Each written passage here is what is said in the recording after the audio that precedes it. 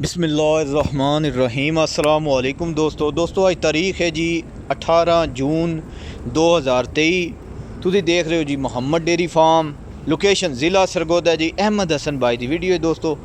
इस वीडियो दोस्तों दो जानवर दिखा दे, ठीक है। अहमद भाई को इस टाइम तकरीबन 3 गावां मौजूद ने, लेकिन इस वीडियो 2 गावां दिखा दे इंशाल्लाह जी।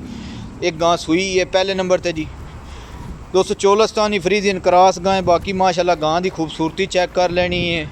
गां को थण देख लेना है, कच्ची चवाइयाँ दोस्तों 13-14 किलो गां को बोला चवाई दी। थण ला चवा हर चीज़ की इंशाल्लाह तसल्ली होवे दी। 18 तो 20 लीटर दुध देने वाली गां आराम नाल। कच्ची चवाइयाँ दोस्तों इस टाइम हाजिर मौके जेड़ा गां को दुध दे 13-14 किलो दुध दे 2 टाइम का।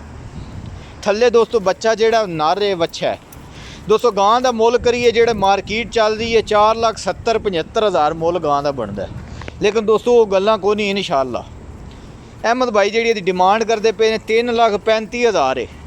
प्यार मुहब्बत भी हो जाए तो कहते पे ने जिस दोस्त मेरे को मंगी गां मैं इंशाल्लाह उन्होंने गां दे देंगा। तो गां घर अपने दी तो इंशाल्लाह रूह राज़ी कर दे दी। जी चीज़ है, जी नस्ल है, जी ब्रीड है, कोई गर्मी नहीं, कोई टेंशन नहीं। बाकी गां की चमक, गां की चमड़ी चेक कर लेनी जी। थण गां को चंगा पावर वाला। उस तो बाद दूजी गां दोस्तों माशाल्लाह है, उस तो बाद नवाब होवे दी। मुल कीमत इंशाल्लाह दोस्तों मकूल तो जायज़ करा दे, नाजायज़ नहीं दोस्तों। गां जी है ये गब्बन है, 5 दिन लै जे, 6 लै जे, हो सकता है 2 लै जे, हो सकता है 4 लै जे। तैयार है 2 दिन 4 दिन 5 दिन गां बच्चा।